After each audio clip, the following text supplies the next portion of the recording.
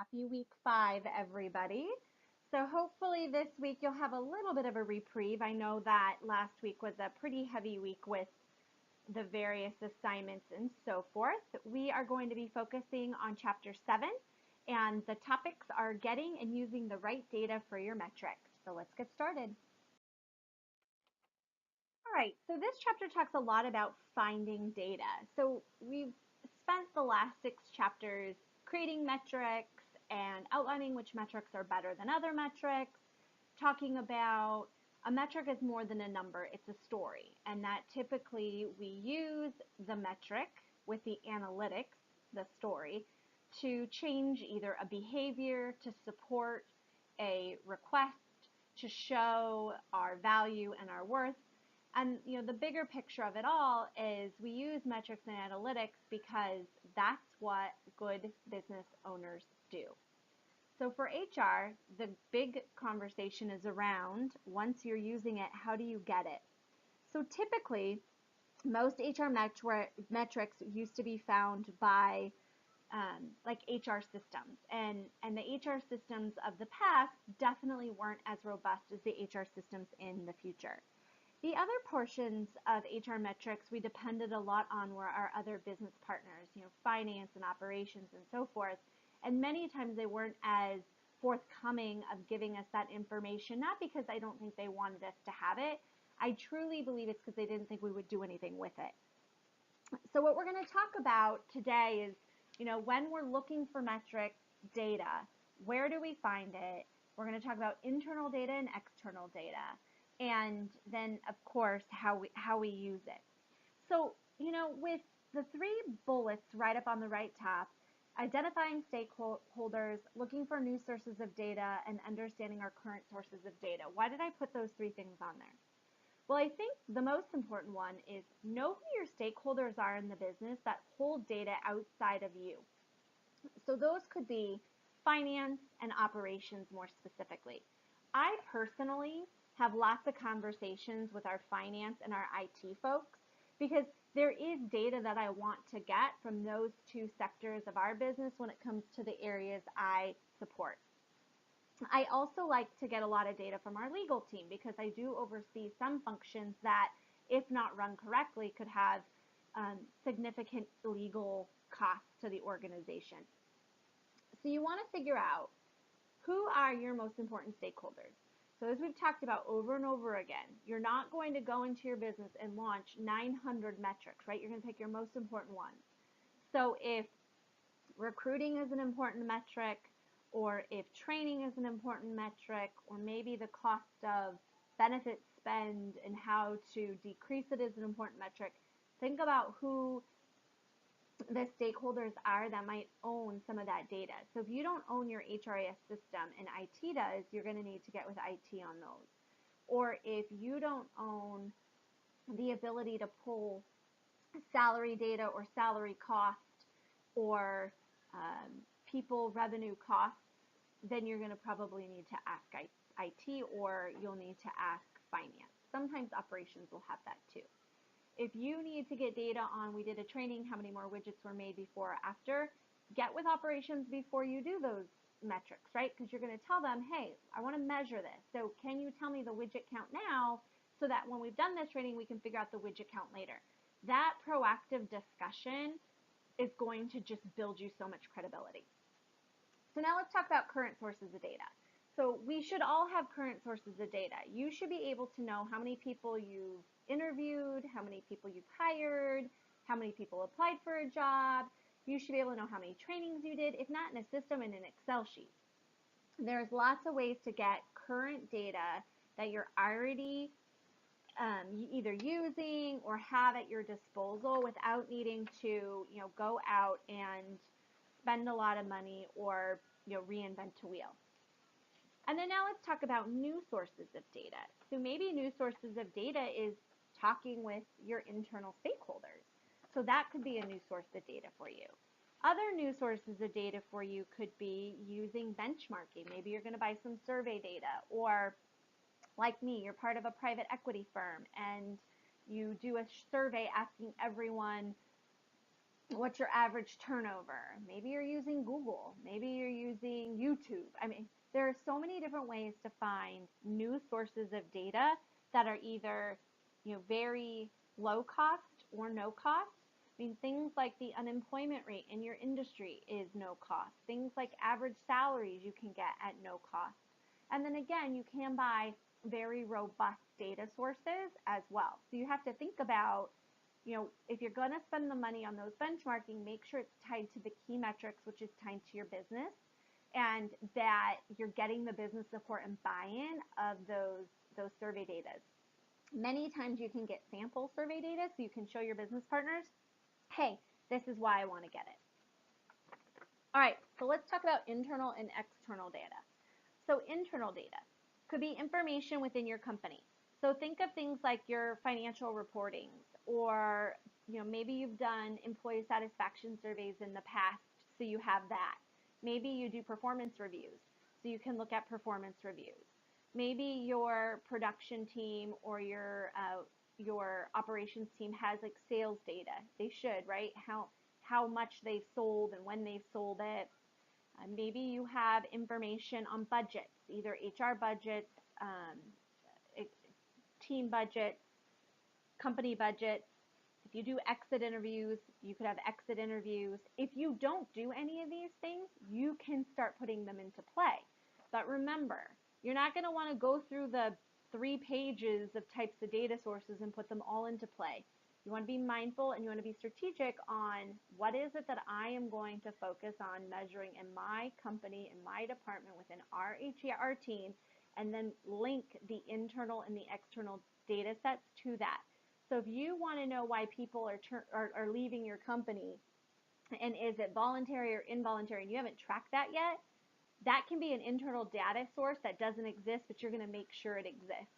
So you're going to want to look at all those different things of your internal. These are things that shouldn't cost money, things that are readily available. And if you don't do them now, it's okay. You can start them and they will become your existing internal data sources. If you've not done any data collection, that's okay. This is how you're going to start. So even if, the book says things that are already existing, it's okay if they're not, because you will make them exist in the future. So departmental data is probably the most important data to start to get if you're not getting it already, or to ask for, because it shows that you are aligned with the business and that you are meaningfully and mindfully putting together programs and strategies that are tied with data. So those leaders and those functions are going to just naturally start to have more respect and trust in the HR organization when they start seeing that you're asking for those things, and that you're tying to your ask to a metric that you're going to measure because you're trying to solve something. So you want to build that business case. So when we did our business cases last week, many of you did a really good job of the high level, but what you all need to really focus on is the actual request. Like, I am going to measure X, Y, and Z because I'm trying to change X, Y, and Z. I'm expecting to see X, Y, and Z. The cost is going to be X, and then after this, I'm expecting to see a revenue generation of Y or a behavior change of Z. That is how you build a business case. You do not want to be fluffy in the sense of everyone's going to love the company more. They are going to feel more tied to the business. Those are great things, but those things aren't going to get you any credibility with your CFO. All right, let's talk about external data. So external data are things that you don't already have in the business. They might be things that you have to pay for. There might be things you need to request. So a lot of times you can use outside vendors and outside resources. So functional external data are things like memberships to SHRM, Okaba, World at Work, Pyra. Many functional data sets come from companies or groups that you can belong to, and you have a plethora of data that you can get. If you are in HR, you really should belong to one of them. SHRM, World at Work are 2 very, very good, reputable memberships that you can buy and you will get a great deal of data from them, but more importantly, you're going to get a great deal of networking resources where you can start posting questions and getting data from them. It's a big deal to know people that are in those different organizations, because those organizations have such a breadth and a broad stroke of different industries that you can get a lot of information from them. The other big type of external data is within functional data could be things like, what are other organizations in your space doing? So not even so much benchmarking, which they all benchmark. You could get benchmarking data from SHRM and World at Work and Okaba and Pyra and so forth, but it's the functional information that's important. What's the it product that an online distributor is selling, or how often are widget innovations happening? It keeps you up with industry trends, which is very important as you are trying to align HR with the business. Benchmarking data is really probably the number one data source that I use for external data, and that you will probably use as well. So benchmarking association data like the Conference Board or the American Productivity and Quality Council, many of those can be free. But what's really important is the industry data and benchmarking sets that you can get from either those functional associations and their benchmark reports, or the association studies from the things like the Conference Board or the Corporate Leadership Council. But look at things like Mercer, Towers. Who is your benefit advisors? Is anyone helping you with compensation? Because most of the time those organizations have broad strokes across all industries and do more than just that, right? They do workers' comp, they do property casualty, they are consultants for bigger projects when companies are going through transition. So they can get you a ton of benchmarking data, and they usually can pinpoint your sector. You can many times, like for me, we use a really good advisor for our healthcare and our compensation. I can actually say to them, hey, here's my competitors. Can you see if you can benchmark us to our competitors? Not just to retail or digital technology or ad and marketing. I can say I want to pinpoint myself to Costco or Walmart or whoever it is that I want us to pinpoint to. So that's really important. The other thing that you want to think about when you're using data is the type of data that you're getting, the size of the data that you're getting, and that you're not over inundating yourself with different data. So too much data can be a bad thing if you present it that way.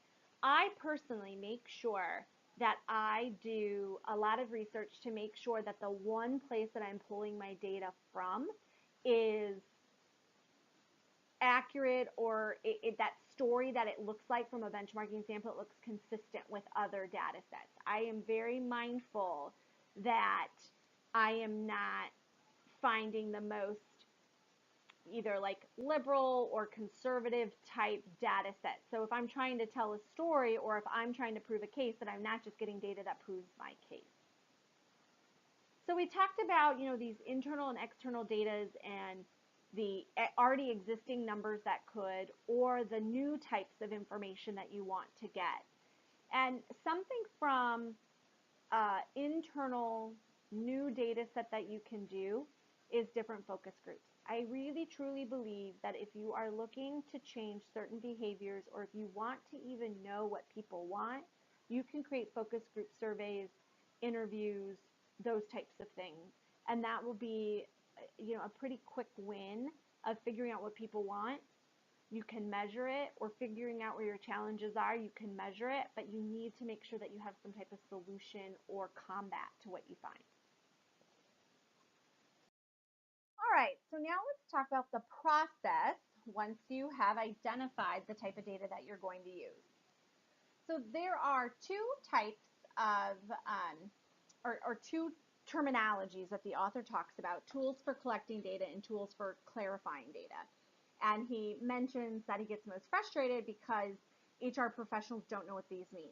It's very simple. Tools for collecting is how are you going to do it? So when you were doing your business cases, many of you I gave the feedback to of, well, how are you going to do this? if I were to win the lottery tomorrow and my team had to take over our metric analysis, they need to not only know how they're going to collect it, but what they're going to collect it on, and then what are the tools or the spreadsheets or the surveys and the formulas so that it spits out whatever we're looking at. So it's important to me that all of you understand basics of Excel, which is why I had you make different Excel sheets. If you don't know basic Excel, basic sum, basic VLOOKUP, basic if statements, and basic pivot tables, I highly encourage you to go onto YouTube and start figuring it out. And I say that because it is the one differential that I will hire someone or not. So right now I have like 6 openings that I'm hiring for on my team, and I've had 20, 30 people apply for them. Every single person, I've had them do an Excel test. I tell them ahead of time we're going to do an Excel test. There are a couple of the questions I say, use any resources you want. Most of us are Google YouTubers to figure it out. But it's really important, you guys, because if you want credibility with finance and operations, you need to know how to do that. It's important. So off my soapbox there. Let's talk about the process once you've, got your data source outlined and, that kind of stuff is quality, accuracy, time frame, money, and cost. So you need to make sure that you have quality data and that you are looking at what you're measuring and that it makes sense and that it is reputable data. It's not data that's trying to just prove your point, right? You've looked at all different kinds, that you've surveyed enough people, or you're benchmarking the right companies. The next one is accuracy. So is your data accurate? Do your numbers make sense?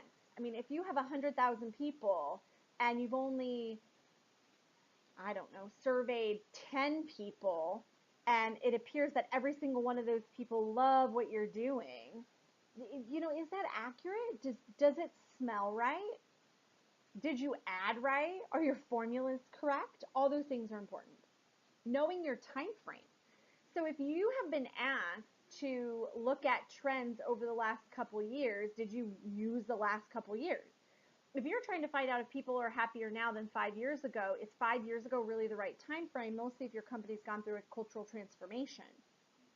Maybe it is, maybe it's not, right? Maybe you want to show that the transformation from 5 years ago today is important. But if you surveyed people 5 years ago and now today you're actually doing something about it, probably not the right time frame. And the last is money and cost. And this is also something that I mentioned on many of your business cases. You put together good business cases, but you didn't tell me how much money, how much time, and how much cost was going to be with your whatever you're measuring and what I'm going to get out of it.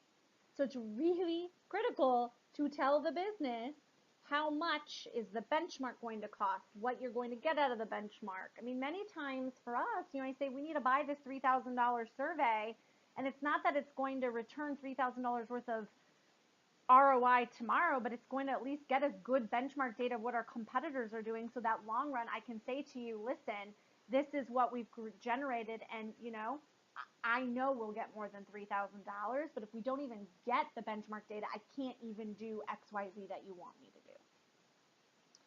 So let's talk about tools for collecting data. That's the how. How are you going to get your data that tells me that people are unhappy and that's why they're leaving? You're going to do maybe a survey or an interview or a focus group. Maybe you're going to say, I am going to show that once we've done this training that sales increase. Well, how are you going to do that? You're going to pull the sales before the training and the sales after the training. This sounds really like rudimentary, but some of you missed this on the building of the business case. How are you going to measure it? Again, if you won the lottery, am I going to know how you're going to measure to figure out if you were successful or not, or if you were going to if the behavior is going to change or not? I'm going to implement this training. I'm going to ask finance, how much money we spend on lawsuits in 2018, and then I'm going to measure that to how many lawsuits we had in 19, and this is what the Excel formula is going to look like. Column A, lawsuits 19. Column B, lawsuits 18. I'm going to subtract 18 from 19. As silly as that sounds, it's really important that you guys actually physically do it and put it into place so that you know how to do it when it's your turn to start measuring things. The best, I think, piece of collecting data and so forth is the what you use to do the how. So these could be things like your surveys. What kind of surveys are you doing? How are you creating them? How are you measuring them? It's how you pull the data out of the system and look at it. So there are 5 types of ways you can make sure your data is consistent, accurate, quality, mostly when it comes to the hows of surveys, interviews, and focus groups. So let's talk about the first one, which is force ranking. So first, force ranking, right or wrong, is done a lot in performance reviews and kind of non-progressive, stagnant cultures. This is on a scale from 1 to 5. How well do you think Amber meets the mission and the vision and the principles of your organization? Attention to detail, 1 to 5, right? They're very subjective, but they are what they are. They are a force rank from 1 to 5. If you're doing an employee engagement survey, this could be from 1 to 5. If you were to get to pick one change in the business, here are 10 examples. Which ones 1 to 5 are most important to you? 1 maybe being the worst, 5 maybe being the best, right? And you can put them in Excel, you can weight them, and you can quickly decide 20 people wanted more vacation and only 2 people wanted more money, so the vacation's the winner, right? Very easy, force rank.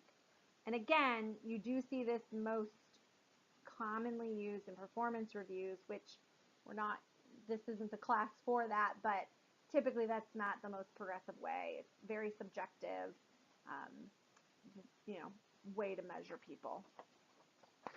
The next one's the Likert scale. So the Likert scale is the strongly agrees to disagrees.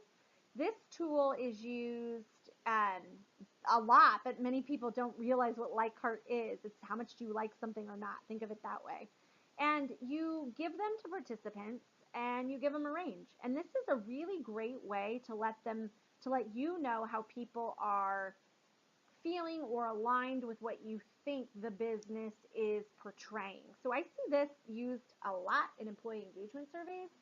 I also see this used a lot in personality tests in hiring people in the sense of the team culture. So if you're in a collaborative team environment and one of the questions are, how much does this statement pertain to you? I like working alone, and they have strongly agree, and this is a team environment. Well, that might be a problem, right? Or I like to be micromanaged, strongly agree, and it's a group where, maybe their manager's completely remote and they see them 1 time a month.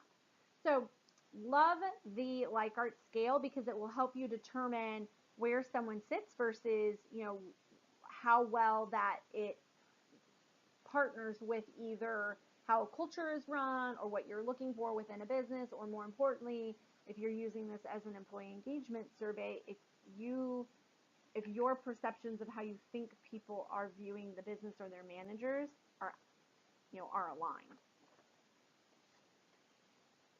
The third one is scaling. This one is similar to a Likert scale. However, participants rank the statements on a scale. So this can be easier to quantify.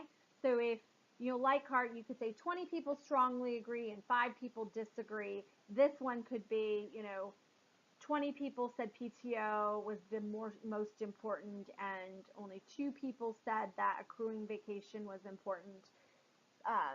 But you can do it through a number, so you can weight it. You can weight how important it is. So if you have a scale from 1 to 10, and 10 is the most important, you can put the most weight on 10 and the least weight on 1. So if you're surveying a large group of people, you can flip it to being able to say 50% of people find that PTO hours earned in the current year are more important than being cashed out versus on a final paycheck. Whatever you're trying to do, you can put a weight on that one. So you see these used in employee focus groups where you're trying to determine what you want to do with a process or a policy, and you can put weight on it, and it can quickly tell you how important something is to someone. You also may assign rules around you can't give a 10 to each item, or you can give a 10 to each item. It depends how you want to do it. The next one's weighting. So I use this one a lot. And this is where you say you have 100 points and you put those points on what's most important to you, but you can't go over 100. So this makes people really figure out what's the most important thing to them. And maybe they put all their 100 points on one thing. It is also really good for weighting as well. And it's really good to see if you have alignment within your organization or if you have disparities between different groups. So I use this one a lot. I also use scaling a lot, and when we do scaling, we'll put you can't use the same number twice, like what's most important, 1 to 10, or give 10 points, but you can't give anything the same amount of points. So that kind of forces people into really picking what's the most important thing to them. And then the semantic differentials. So semantic differentials are those bubbles, right, that you say a sentence. I feel that my manager is the best manager in the world. And then there's a bubble with attributes that says, a positive to a negative sometimes. Or you could also do semantic differentials when doing hiring. So I just took one that we're doing internally at my company when you're applying for a promotional role, and it says of the attributes below, where do you think you fall? And it was like organized, disorganized, calm, chaotic, quick to react, quick to think. And they're not always bad or good, right? And where do you think you are on the scale? Reactive, proactive. One of the questions was, or one of the semantic differentials was introvert, extrovert. So these are really good when you're trying to identify along a scale where people are. So you can start seeing if you're hiring certain types of individuals and do they fit into that role, or are they all the same, or are they all different? You could do this to finding what are the differences in either personality types or wants or needs of different areas within an org. Like maybe HR wants something different than finance, or within the finance team the AP team looks different than the AR team. Those types of things really good when you are looking to promote. Like I said, in our company, we hire a third-party company that does a semantic differential for us. And, we beforehand talk with that organization to say what we're looking for in characteristic traits, and then it kind of pops out what those people are and where they fall on the scale of what we're wanting to hire. So in most of your day-to-day, you will probably use force ranking, Likert scale, scaling, and weighing in some form or fashion. So it is important for you to understand how to create those in Excel. You can Google. If you Google, you will find lots and lots and lots of these, and use them because it keeps things consistent. What you don't want, and I see this with interviewing, is that you go into an interview with a team and they ask the people interviewing all different questions.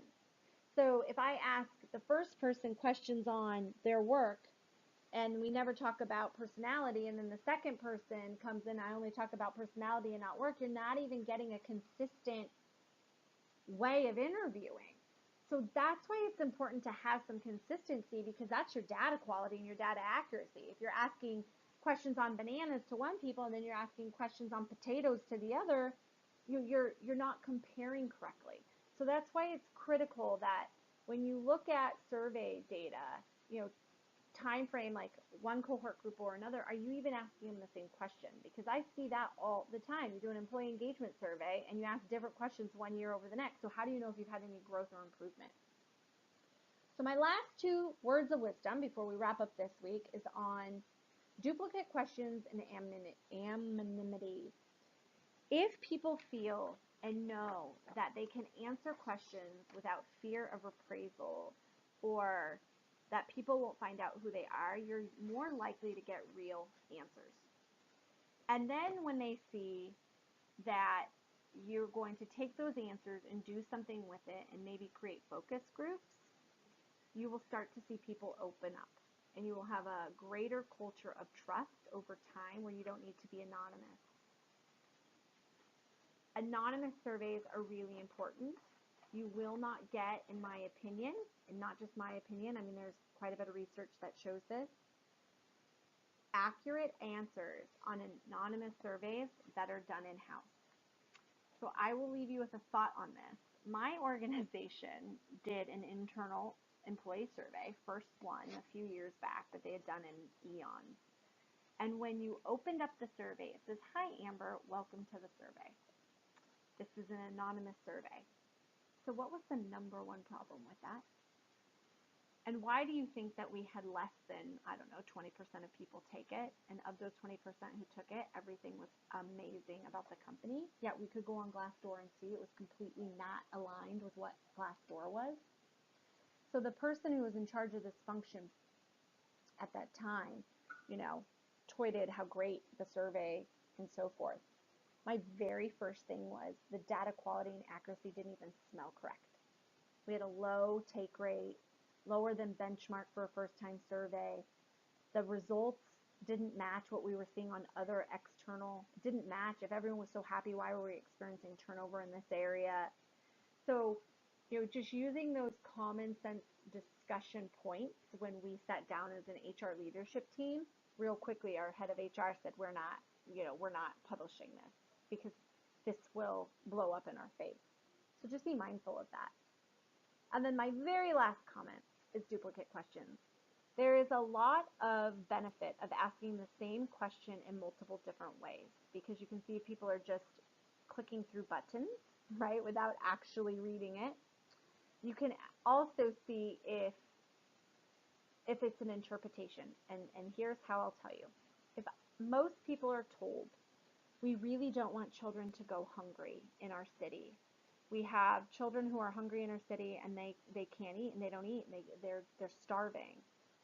Would you be willing to donate money to feed these children in our city that aren't eating? So when this exact question and survey was done in a town that was very, very conservative, it was something like 90% of the people said yes. The same question of, there are hungry children in America. Would you pay more taxes for welfare to feed them? It was like 98% of people said no, or said, no, I won't pay more taxes. So the reality is the hungry children in the city and paying more money through a donation, it was okay, but paying more taxes to feed people globally throughout the country wasn't okay. And then when they broke it down even more, they were able to say, well, what if we told you that your donation was taxes, welfare, which is welfare, for these people who were hungry to give their kids food in your city? Words like welfare were not okay, but words like donation were. Words like, in the country versus words like in your city had different connotations. So it's really important to ask the question in a few different ways because you can start to see where people's values or where their biases come into play, and then you can get down to the real nitty-gritty. So this particular survey in this particular town was New Mexico. So New Mexico created this amazing program that they still have on the homeless who actually work to clean up the streets, and they do a lot of different things for the homeless, and feed children who don't have food in the school system, and they passed multiple tax increases to do this in a particular area that never did tax increases. And the survey house that did this is a great, I'll send the link to everyone, is a great way to see the way you ask a question multiple times in multiple ways can generate multiple different answers, but it really can help you craft what you need to do. So when you get into organizations like Google and Blizzard and Facebook, they do this at an amazing level of employee engagement. And Amazon's starting to do it, right? I mean, I think some of you might have saw my post on the Amazon culture, and what they did after that was this very same thing. They found out a lot about their internal culture by asking a question like 40 different ways. And then they started personalizing it to people's political, motivational, and kind of personal wants, wishes, and gains, which you're going to see more of, I think, with the new generations coming into the workforce. So with that, I'm going to say goodbye. Hopefully you have a little bit more time to kind of look through and regurgitate the 7 chapters that you've read through now. We have a couple more weeks left, and we will be wrapping up. So if you have any questions, comments, concerns, or needs, do not feel hesitant to call me or text me or email me. I will make sure to get right back to you. Thank you guys. Have a great week.